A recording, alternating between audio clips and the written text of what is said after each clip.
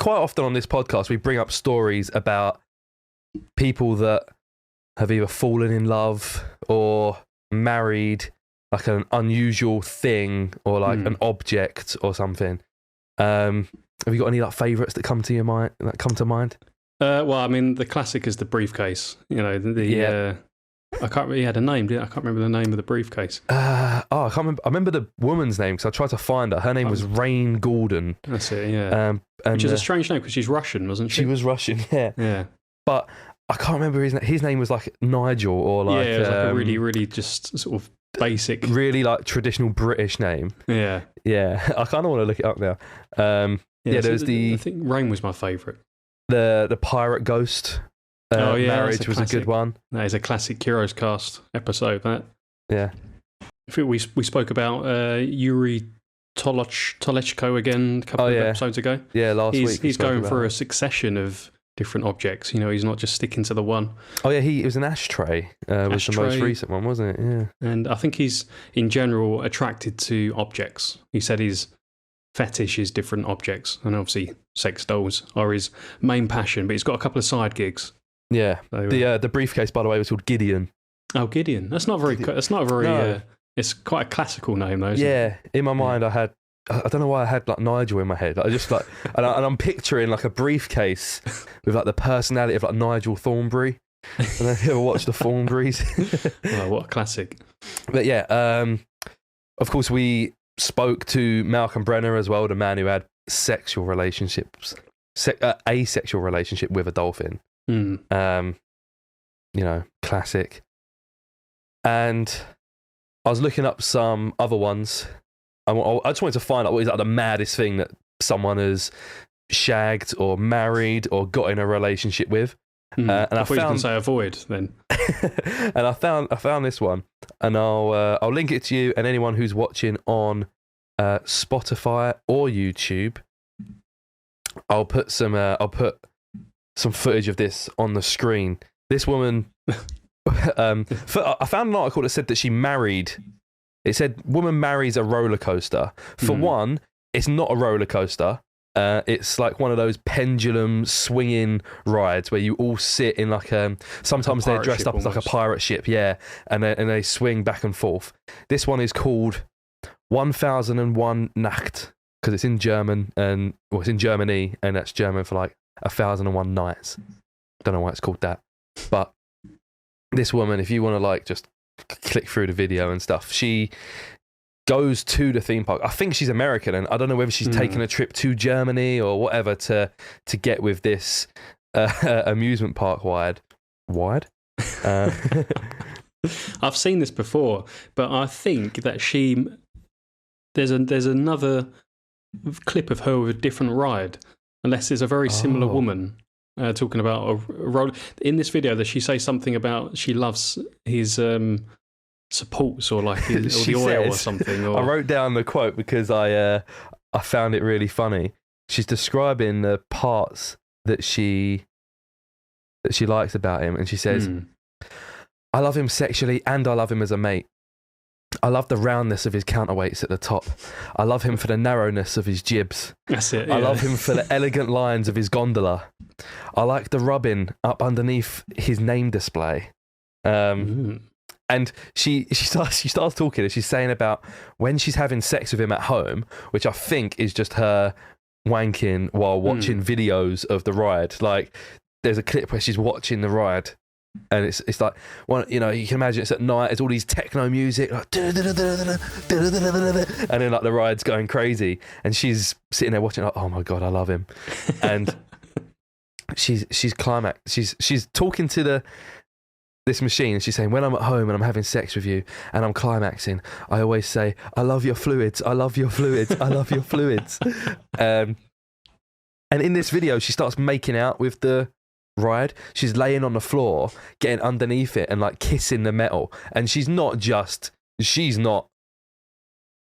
like putting half-heart effort into this. She's going for it. Fully going for it, yeah. She's getting her face all greasy, like all of the grime and grease that I guess is on it's just metal that's been left outside for ages, obviously. And it's filthy, and she's fucking loving it, every minute of it. Oh yeah, I see she's got all the grease She's given herself like war paint almost. Yeah. Oh, she gets greasier than that. She have a little skip through. Now it cuts back and forth this video between her and another woman who's getting excited about this red wooden fence, and she's talking about how much she loves fences and this fence in particular, and how perfect this fence is. So I think it might be like a documentary about. There's a word for it. People who are into object, something something file, sure. Yeah, I can't remember. So the documentary says married to the Eiffel Tower, because I think wasn't there famously someone who said they married the Eiffel Tower, or they loved the Eiffel Tower. Have we spoke about that before? We haven't spoke about that before. We spoke about the person who jumped off the Eiffel Tower and killed himself because he thought he could fly. Yeah. But yeah, there is a woman who... Now, a lot of them seem to be women. I don't know why that is. Maybe the objects are men and could either just be women that are attracted to them. I've seen... there's another quite well-known video of the guy who he's fallen in love with his car. Maybe you've seen that one as well. I think I have seen that one, yeah. And obviously he's having sex with the exhaust pipe. Yeah, classic. So I guess it transcends gender. Yeah. But it's a strange one. Like that arcade ride or amusement park ride. Yep. I just can't see how it can be sexualized in any way, But obviously there's... I don't want to call it a condition. There's a... what's the correct word? There's a... mental disorder. You could say that. I'm trying to be more pleasant, but I guess, it's not a normal behaviour, I would say. But maybe I'm wrong, and maybe we're going to get cancelled.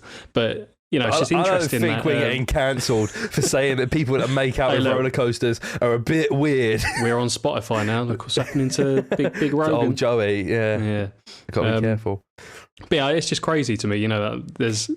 Syndrome? Would syndrome be a correct way? Probably not. Syndrome's even worse. Affliction? Affliction, yeah. Maybe. Condition? Yeah. Maybe mental is fucked upness. But, as long as it doesn't hurt anyone, then, they can do what people can do. Yeah, as long as it's not my roller coaster, as long as people aren't breaking into my garden and making out with my roller coasters. What was the owner of that roller coaster say? Because is it been decommissioned or something? Is it on its... It has actually, yeah. So I was briefly looking into it, and it has been disassembled and decommissioned. And they said they were doing it to replace it. They were going to replace it with another one called the Tornado or something. And I found a forum for people who like roller coasters and keep up to date with all the rides around the world. And they were saying it's bullshit. The Tornado's not as good of a ride. The little pirate ship one is a much superior ride. They're only getting rid of it because of this fucking woman. And because they got rid of it and then they never actually replaced it. They just didn't put anything there. But yeah, it's gone now. I don't know what this woman, Amy, thinks of it. So this was in 2008. So I wonder if there's any sort of more recent... Yeah, maybe we'll try to find her. Reach out. Do you know what her surname is? No. That wasn't what I wanted to spend a huge amount of time talking about anyway, because okay. Sorry, was just that was just one of the fucked up people I came across. So I was looking at some of the strangest attractions that people have, or marriages to strange things, and a lot of them, like the roller coaster. I found one where a woman was in love with the Berlin Wall. And there's like a video of her just like rubbing up against the remains of the wall. And was she in love with what it represented? Hopefully not. Or maybe what it represents afterwards. Now that it's the Berlin Wall is kind of like it's almost like a landmark, and it like the parts where it was tore down signify freedom and so on. But I don't know. I didn't actually watch it really. I just went, oh, that's funny. But yeah, a lot of them. I found they give nothing back, right? They haven't got a face, they haven't got a voice, they're inanimate. They don't have anything that I could fall in love with. Yeah. And then I stumbled across this guy. There's a man in Japan called Akihiko Kondo, and he married a hologram. So I'll give a bit of background before I link this video. There was a company called Crypton Future Media, and they were developing vocaloid software in partnership with Yamaha. And vocaloid software is just so you can put vocals onto a track without actually having someone there singing. So I think it just they recorded an actual person singing songs, singing music, and then sort of program that into the software. So now you can kind of type the words and you can drag around the pitch and how elongated you want the syllables, and it sounds like someone actually singing, and it sounds really good. So like text to song, basically. Yeah, exactly. And they done this quite a while ago. I think maybe like sort of 2006 or 7-ish. And to promote the software and get people to know it, they thought, oh, we should make a name or a face to go with this voice. Like, we've got this voice in our software.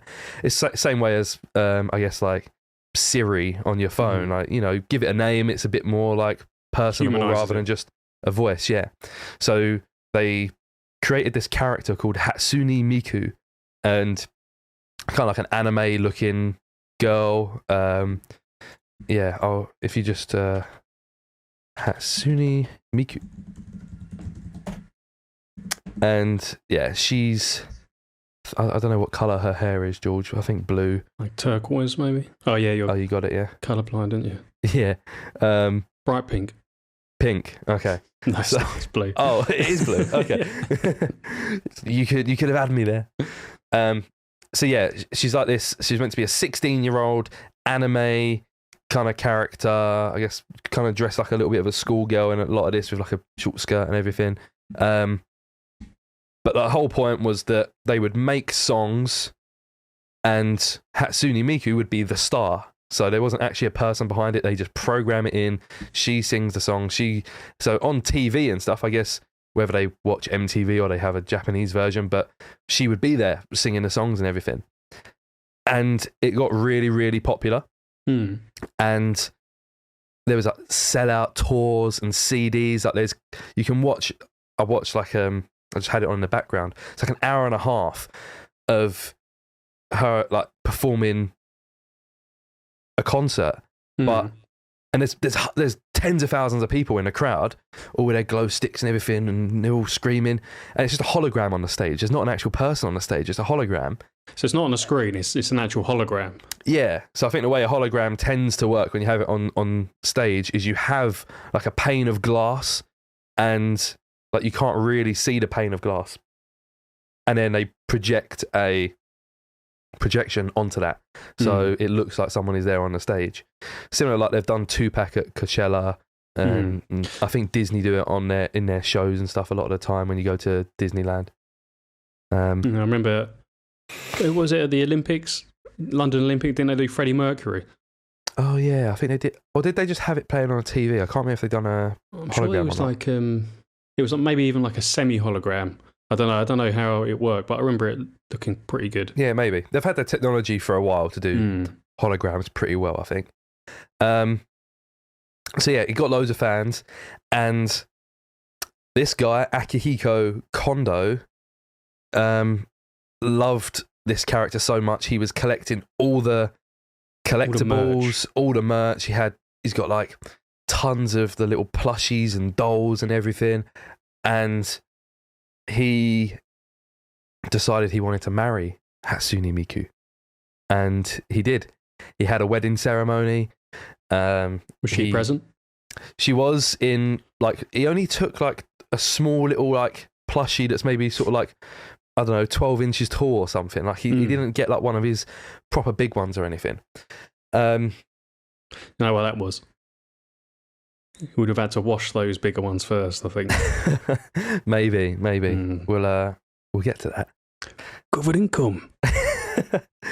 And he also, I don't know what order it was, whether he had the hologram commissioned first or after the wedding, but he had what's called like a gate box, and it's like this little, I guess, like bell-shaped, like similar in like, you know, in Futurama they have like the heads in a jar.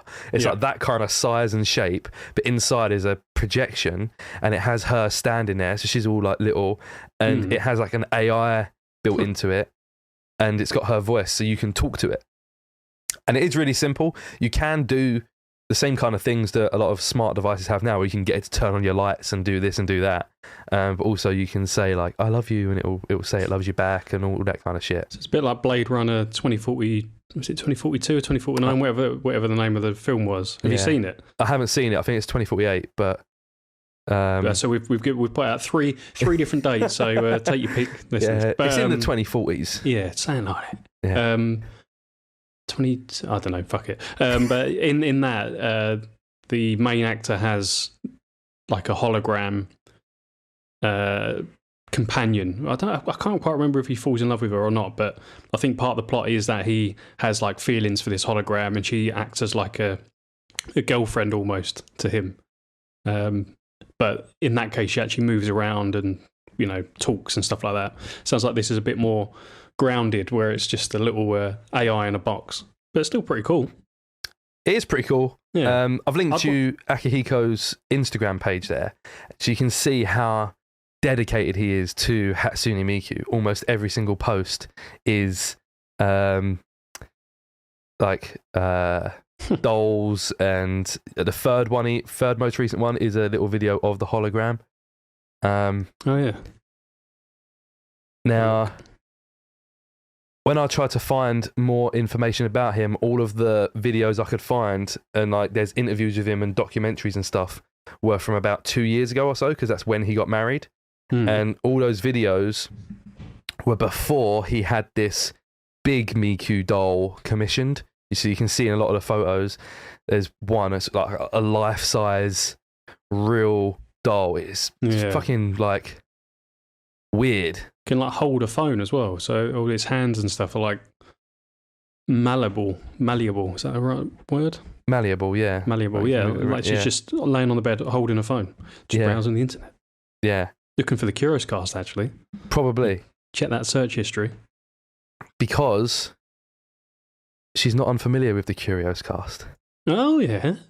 I wanted to know a little bit more about Akihiko Kondo and his, wife, Hatsune Miku. His waifu. So I messaged him on Instagram. Now, it was difficult because he doesn't speak English and I don't speak Japanese. So we communicated purely through like Google Translate, and managed to organise a time to have a chat. Brilliant. I wanted to have a Japanese person or translator on the call with me to go back and forth and back and forth. Yeah. It's very expensive.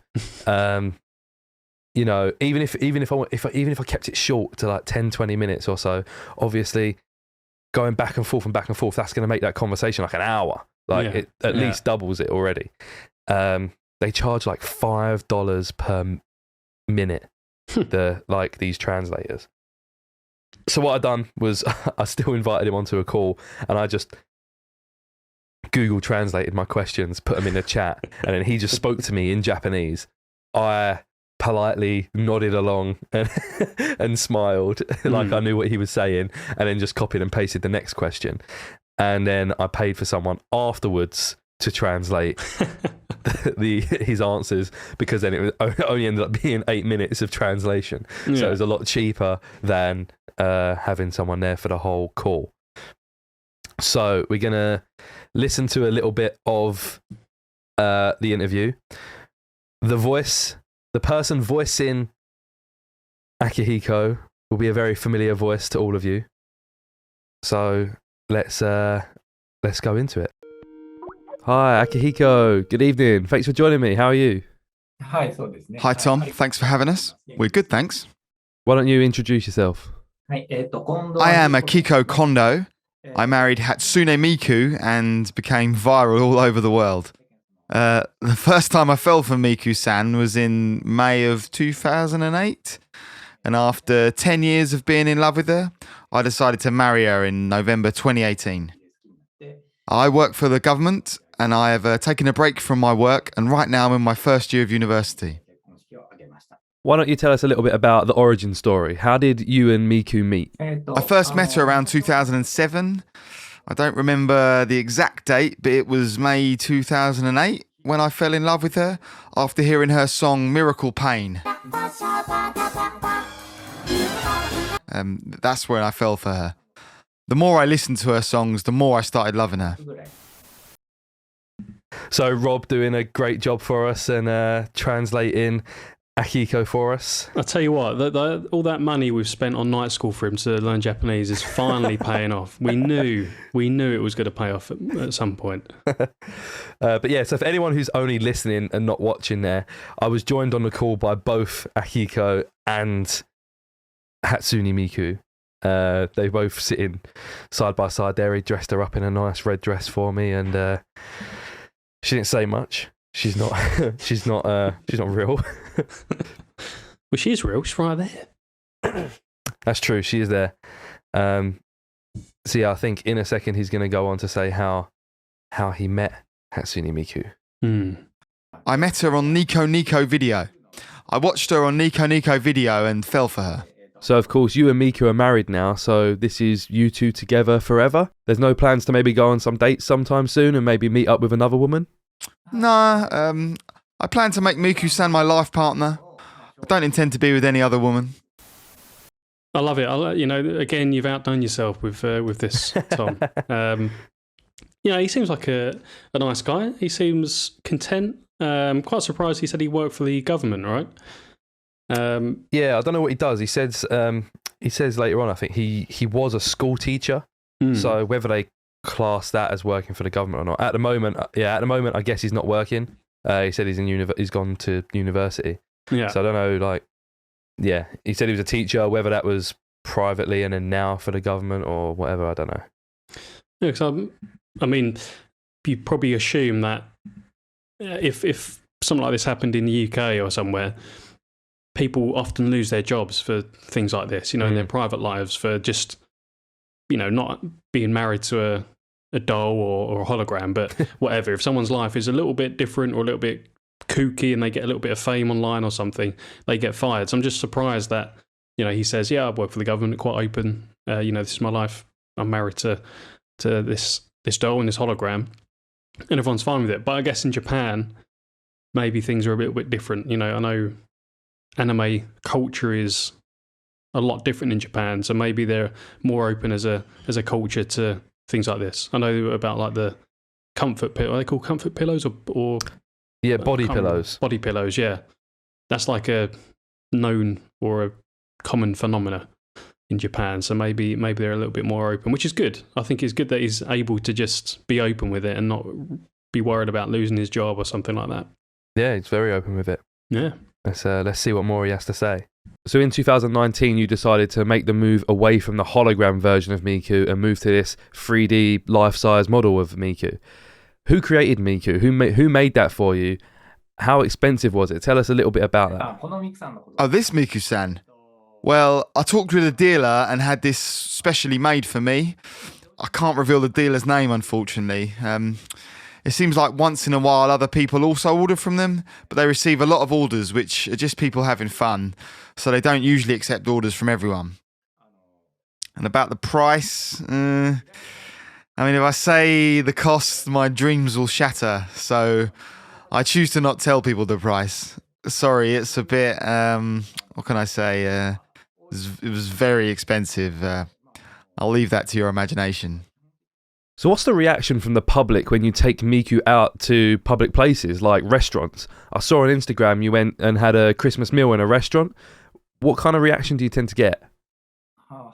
Right, yeah, that. It went pretty viral on the internet. Like, some people were like, there's a time and a place for that. Or, comments like, if this guy's in the restaurant, I'll never go to that restaurant again. But nobody's actually said anything to my face yet. Not even the customers that were there. It did create a bit of a tense environment, but nobody said anything to me yet. Fair play. I sometimes don't like going out with my hairs a little bit skew with. So he's got confidence to go out with a doll.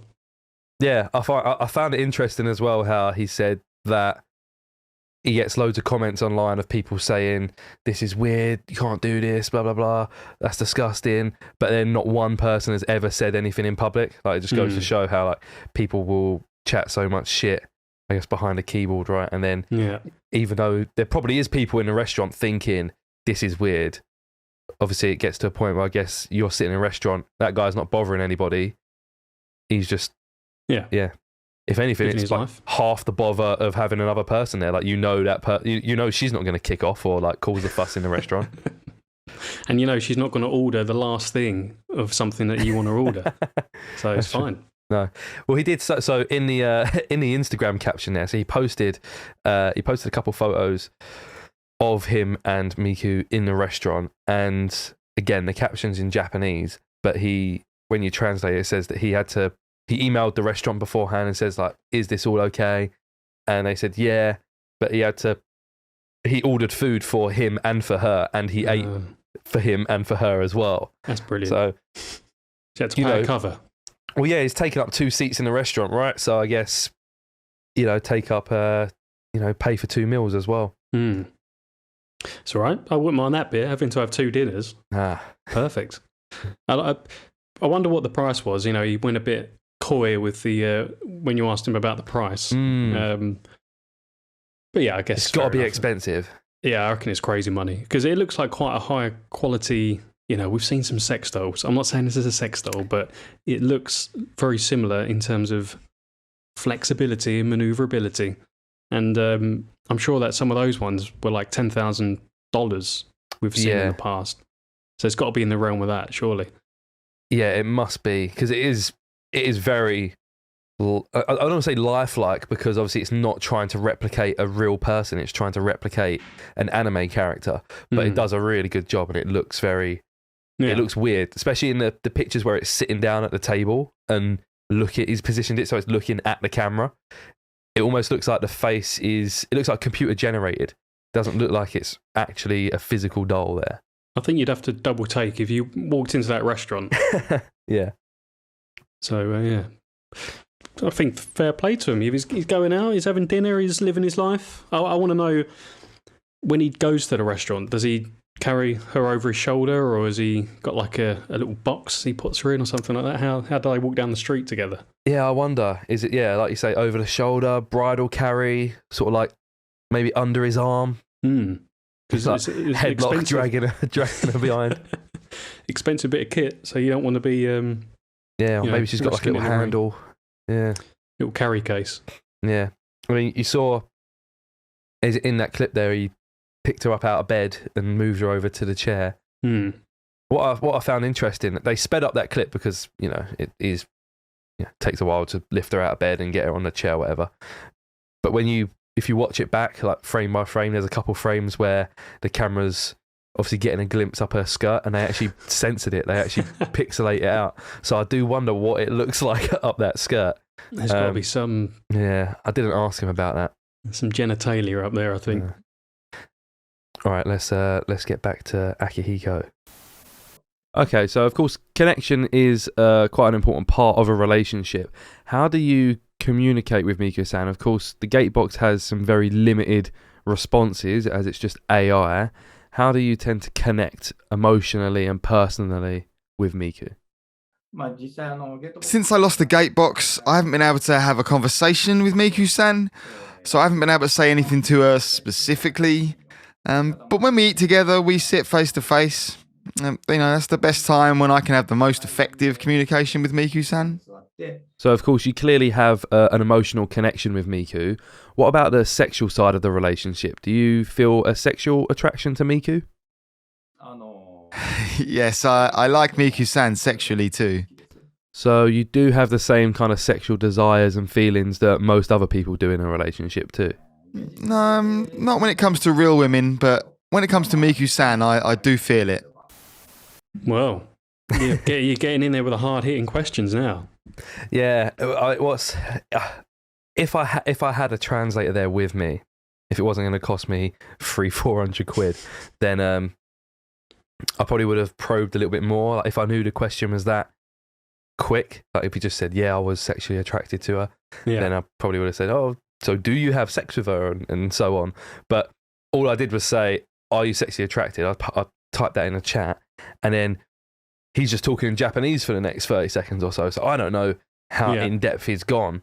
And I did, like when I was talking to him, I typed in the chat, "Sorry if any questions are too personal," or like, "Sorry for the, I guess, poor translation." Because I imagine if I translate something along the lines of, you know, something about his like sexual attraction or whatever, then maybe when it gets translated into Japanese, it comes across really rude or something. Yeah. So, but he seemed all right. He seemed pretty happy with what we was asking. It's pretty open. I mean, I think without even needing to go any further, I think obviously he's answered the question of whether he copulates with the maybe not with that doll, but obviously he's got multiple dolls, so maybe there is a version, a nighttime version, you know. Oh yeah, maybe. Miku After Dark. Yeah, I mean, that's the thing. You wouldn't get this big life-size doll commissioned if you wasn't going to fuck it. Yeah, I guess not. I mean, that would explain why the undercarriage was pixelated. Yeah. So yeah. Well, he mentioned that he's lost the gate box. Yeah, I didn't know that. And again, if I had known at the time, I would have probably asked more about that. But I didn't know until a couple of days later. The translator's like, "Oh yeah, he lost the gate box." So, yeah, I wonder why. I wonder if the company maybe he hadn't purchased it. Maybe the company was just like lending it to him as sort of like a publicity thing, or you know, who knows. I think that may be the case. Is that because I think in Japan, Hatsune Miku is very well known. Most people know who she is. So maybe when the Gatebox made this hologram technology in a box type thing, they made her as a way of promoting it, and then they gave it to him as a way of promoting it even further. So maybe he just had to give it back after some time. So was this marriage like sanctioned by obviously the company or the owner of the character? Yeah, so the marriage is not actually like legally binding. Like he's not actually really married to Hatsune Miku. Mm-hmm. The same as all the stories that you read about people marrying ghosts and streets and like roller coasters and shit like that. No one's actually really married to that thing.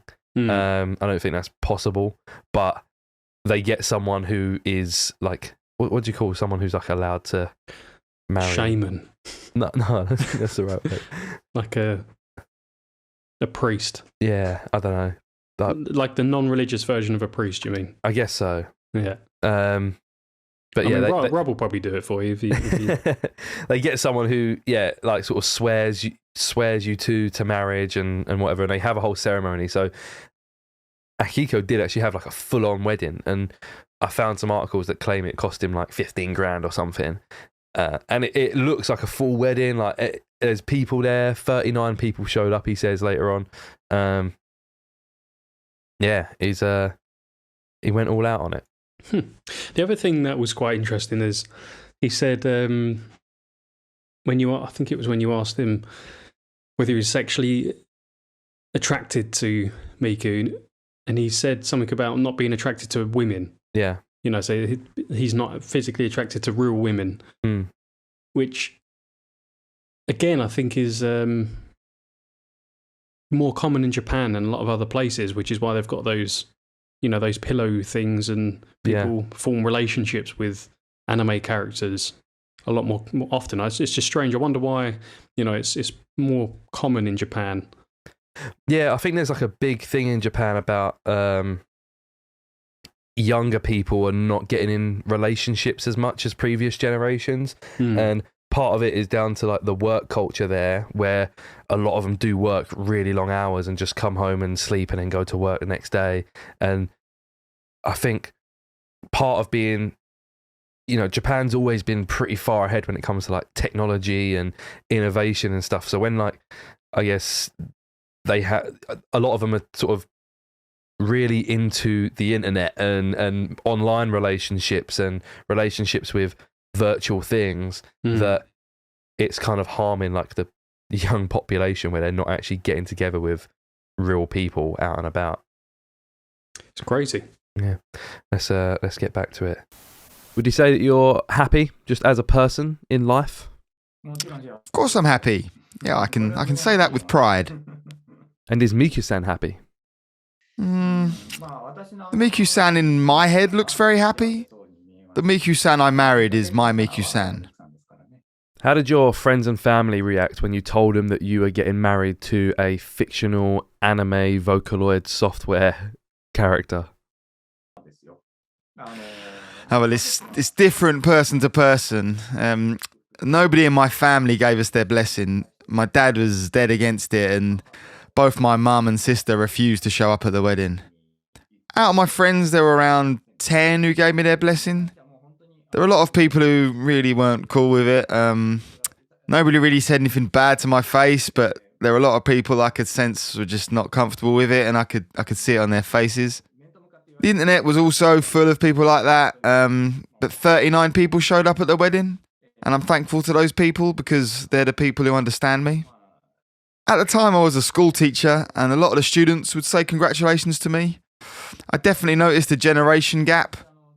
People at my age or older didn't really understand, but people way younger than me understood me better. Depends on the person, though, but I think young people understood me more.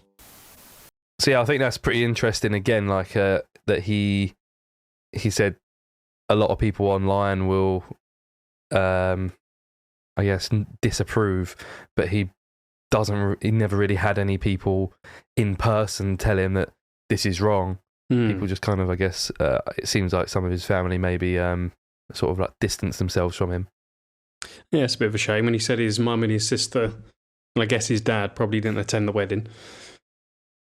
So, that's sad, but at least he had some people there. At least his friends sound like they're supportive. I'm sure, was there another doll in the audience? Yes. So yeah, there was. So I guess either that's one of Miku's friends or one of his friends has got a little waifu as well. Yeah, I didn't notice that until I was putting a video together and I saw it. And yeah, so we won't play any more of the interview. If you want to listen, if you want to watch the full video and listen to the full interview, it's only 10 minutes, but we'll link that in like the description of this episode. So head over to the Curios News YouTube channel, and that video will be there. The man who married an anime hologram.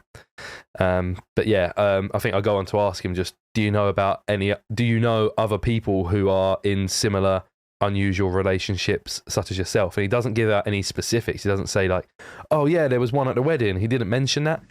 He just said, oh, I'm sure there's loads of people like me, and I'm sure sort of as time goes on, people will come to accept it more and more and just kind of let people live how they want to live.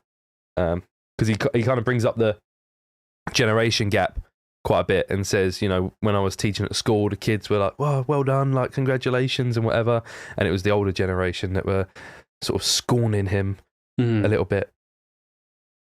Yeah, I guess that ties into what you said before about younger people in Japan are no longer interested in physical relationships as much. Yeah, so maybe that makes sense. But I think it's quite poetic of him to say what he said. Good luck to him. The wedding looked nice, looked quite fancy. Yeah. If he's happy, as long as he's happy, then crack on. Sounds like he's cracking on as well. He sounds like he definitely is, yeah.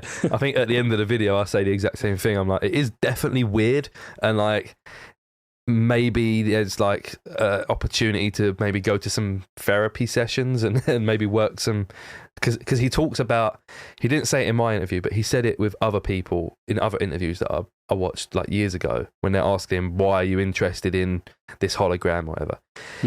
He said he started a new job one day and he was getting bullied by like a female colleague at work. Like she was just chatting shit to him every day, calling him like useless and stuff and whatever.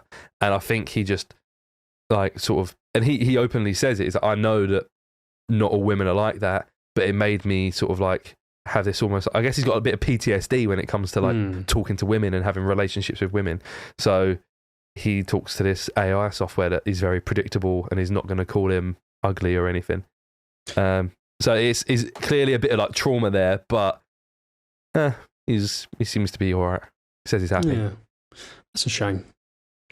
You don't want to go through your whole life almost being scared of having relationships with real people, but yeah, like you say, if he's happy, if he wants to spend the rest of his life with Miku-san, then go for it. Yeah, go for it. I mean, I also saw on Instagram that they got a little PlayStation 5 together, so... Yeah, he even has to clarify. He says, by the way, Miku-san's not small, the PlayStation's just very big.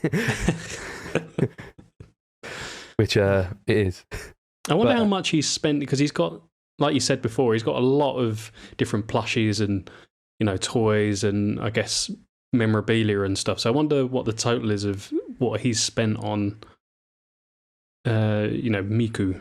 Not on her, but, probably a lot, yeah. Hmm. But then I guess he's also saving money in the fact that she doesn't actually need... I was about to say she doesn't need food and stuff, but then he has to eat for two every time he goes out, doesn't he? Yeah. And he did, in that video you showed, when they were having dinner together, he did prepare a bowl for her as well. Yeah, I wonder if that was just for, like... Just for the video. Because there was obviously, people around filming. Mm. Don't know, but I'm sure one day, once the Curios Patreon page is up and running, we'll be able to afford a little trip out to Japan to go and. I thought you were going to say a Miku-san of our own. A Miku-san of ourselves, yeah. Fourth Curios member. Yeah, we'll pass it round as well. Me, you, and Rob can share it. Oh, no, yeah. No, it's all right. You can. No, I don't want. No, as long as if you wipe it out first. Or we just we have an area each. I get the bum, you get, you get the mouth. Brilliant. Yeah, or whatever you want. We get first dibs because we're here. I wouldn't mind having like an AI member of the Curios Cast. That'd be quite fun to ask questions, throughout the podcast. Yeah, it'd be good when one of us can't make it. We've still got three of us to jump in and keep just going. Program Rob as an AI. Yeah. By the way, speaking of Rob, his voiceover was very good. I mean, I don't think he's going to ever become a famous voiceover artist by any shot, but I think he did quite well. He humanised the translation. Yeah, so, that's kind of like it was very last minute. Like just before he was going away, I said, because I wanted this to be a surprise for you and for Rob to like reveal it on the episode. But I thought, well, Rob's not going to be here for the episode anyway, so let's see if I can get him to do the voiceover. Because I was going to get Lawford, and that would have gone. I feel like would have been two very different styles. But I said to Rob, I was like, I guess the only direction I can give is make it seem like you're not reading it, make it seem like you are saying it, you are him, and I think he's done a very good job of that. Yeah, so even though Rob's not here with us, he's here. He's here in the spirit of Miku-san. Yeah, through the voice of Akihiko. Maybe we could get Lawford to do his version, then we'll have that on the Patreon as well. Maybe that'd be funny. That would be good. I think he'd probably do quite well. I think he. He did do a voiceover recently for his Drunken Dragons shit. But yeah, I wanted to get this together for the Valentine's episode last week, but I didn't get it done in time. So it's quite hard scheduling an interview when you're like 10 hours apart. Yeah. We struggle when you're 1 hour apart. But that was my interview with Akihiko Kondo. If you want to listen to more, link in the description. Go and even if you no, actually, yeah, just go watch it. Even if you're not that interested, just help us out. Go over there, give it a little like, share it with your mates. Put in a group chat. Look, this is fucked up. This is weird, isn't it? Whatever you say. And once you've watched that video, just watch all the rest of them, all of them, all in one go, one after the other. All of them. Yeah. You can watch the one about the dolphin, about the man that had sex with a dolphin. We don't know if it was in his blowhole or in his, we do. hole. He did clarify that. Was it the blowhole? No. Oh, thank God. He said in my at the end, I said, "Have you got any like last things you'd like people to know?" And he goes, "Yeah, you don't do it in a blowhole, man. That's their nostrils." I love it. That actually got shared on Reddit. Well, I shared it on Reddit the other day because I think Reddit doesn't really like it when you like promote your stuff too much. They're like, you're getting views out of us, whatever. But I was just scrolling through like the thread was about tattoo art. It said like tattoo artists of Reddit. What's the most fucked up tattoo you've ever had to give or whatever? And this guy said, I had a girl come in who said she dreamt last night that she was in a relationship with a dolphin. Like she loved a dolphin in this dream. So she like that day decided to get her as a mermaid, like hugging this dolphin. And she like, he got halfway through all like, the outline and stuff and she backed out of it. So she's got like half of a dolphin on her. And then someone commented and said, I keep seeing things recently about people being in love or fucking dolphins. Like, what is up with people on Reddit? And then I just linked the video and said, I actually interviewed a guy who did fuck a dolphin. And I just put my phone to the side and I think I was driving somewhere and I opened my phone like 2 hours later and we had like 10,000 extra views and like loads of comments. People going, what the fuck is this? Like, yeah, I'm just looking at the comments on the YouTube channel. It's just Reddit. Yeah. Oh, brilliant. That is a good. For anyone that hasn't watched that video, Tom did a really good job with that. The Dolphin Man interview. That's it's a the long first one he did, wasn't it? I think as well. Frosty's guy would have been the first Frosty's one. guy. Yeah. But yeah, it's a really, really good video. You're becoming quite adept at these little surprise interviews. Do you remember about a year and a half ago when I said I'll start doing it as well, and I just haven't done it? Yeah, you said it. I think when I brought the Frosties interview along, which I was really proud of because we would at the time I was doing the was we chatting shit last episode, and that's just, it was kind of built into that. I said, I'll look up and see if the Frosties kid is dead or not, and then I went a step further and love it, got him on. Love it. And then Max Fosh fucking stole the fucking video. Fucking Max Fosh. And then didn't we have an interaction with him? A positive interaction with him? Yeah, he commented and said like, I didn't steal it. Like, just had a similar idea. Yeah, like, whatever. You know, whatever, Max. I'm sure whatever, he's all right. Fosh. Yeah. All right. Well, thanks for listening. That was episode 70 of the Curios Cast. Join us next week where we're joined by your favourite guest, Faz Brown. Great stuff, Tom. Well done.